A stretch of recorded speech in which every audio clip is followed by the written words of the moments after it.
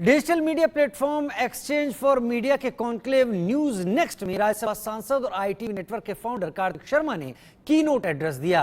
सांसद कार्तिक शर्मा ने कोरोना काल के बाद मीडिया के सामने नई चुनौतियों का जिक्र किया। उन्होंने युवाओं के लिए नई संभावनाओं को लेकर भी बात रखी। Everyone works hard to get you the news in the most timely manner in an era of rapidly changing nature of journalism.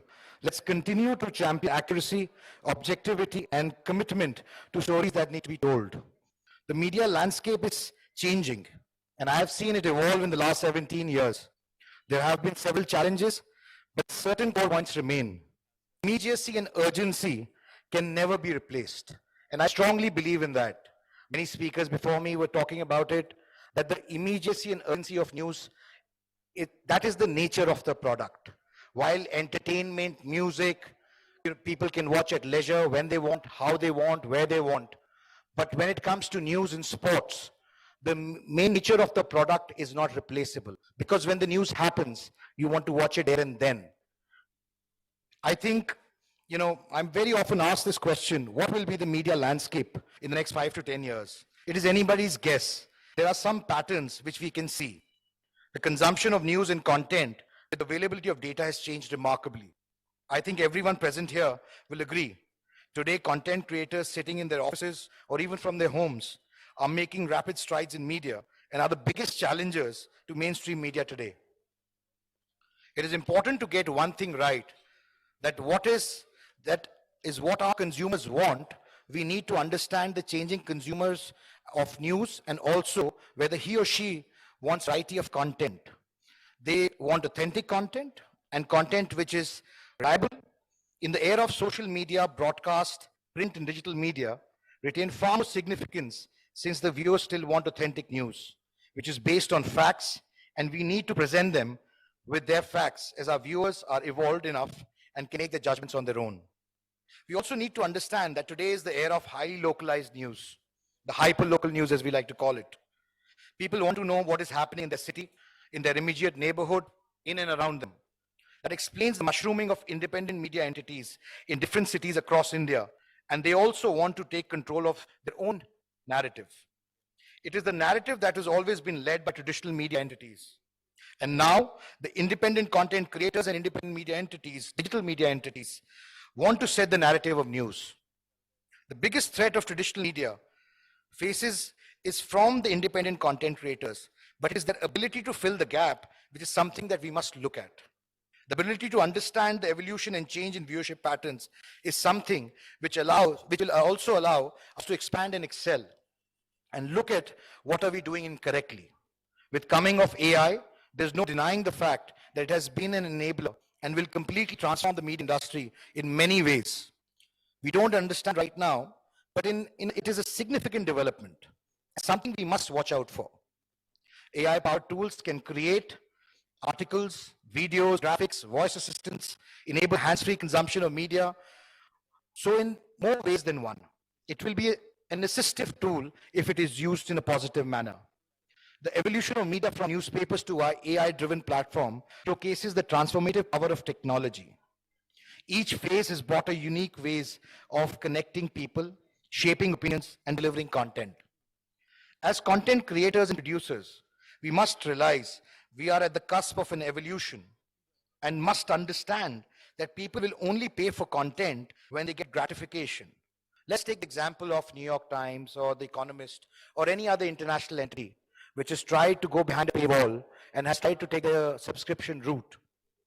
The problem is that until and unless the viewers and the subscribers don't value your content, they will not pay for it. And that is a problem that has been faced not only by Indian broadcasters or publishers, but is a problem faced globally by broadcasters and publishers. Hence, I feel the future is investing in IPs, communities, as a way to start to stay relevant and stay connected to our audiences.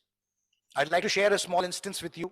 Recently, the ITV network concluded a 2-day festival of ideas in New Delhi, where authors, politicians, writers, thinkers, influencers, journalists, and legal luminaries spoke. They spoke of different ideas of India. We had people who questioned and were critical of the reporting of media networks across the spectrum. But the very fact that they were speaking on a platform of mainstream media network in festival of ideas is a testament to our resilience and commitment to provide a platform to all kinds of ideas, no matter how critical of us they are. That itself shows that mainstream media is based on a system of checks and balances, is based on a certain value system, which still is relevant than ever before. Recently, we saw the Chandrayaan 3 moon landing is something we experienced a few days ago. It reminds me of a similar event in 1969, when the first moon landing, it was a watershed moment and televised worldwide. It was coming together of the entire human race to watch a historic event and see what it meant for a man to go where no man had gone before. We very recently saw a similar instance in India, in India's history, with the landing of Chandrayaan 3, where the entire nation, irrespective of caste, color, creed, religion, what section of society, north, south, east, west, everyone came together to celebrate the spirit of nationalism. That is what television does. That is what television still brings and means to us. Similarly, we saw the credibility of media networks during the corona crisis, which comes once in a century. The role of traditional media was applauded and appreciated across the globe in unison, because it was time which demonstrated how a system of checks and balances in the most adverse circumstances for humanity, which we've seen, works. Media was the only source of credible information in the era of WhatsApp universities and social media narratives, false narratives, I should say. For all those who thought legacy media was over, they must understand the credibility and responsibility of traditional media transcends time. In a digital dispensation, which throws up many challenges, it acts as an enabler at the same time, because it rids us of restrictions of reach in traditional media in print and television. In some sense, it provides an equitable platform that allows us to focus on the content and improving its quality. In the digital era, content is the main driver and brings everyone on an equitable platform. May the best content win. Many people ask, what is the future of the industry? I would like to say to them, in the words of Jack Ma, today is difficult. Tomorrow is even more difficult. But day after is beautiful.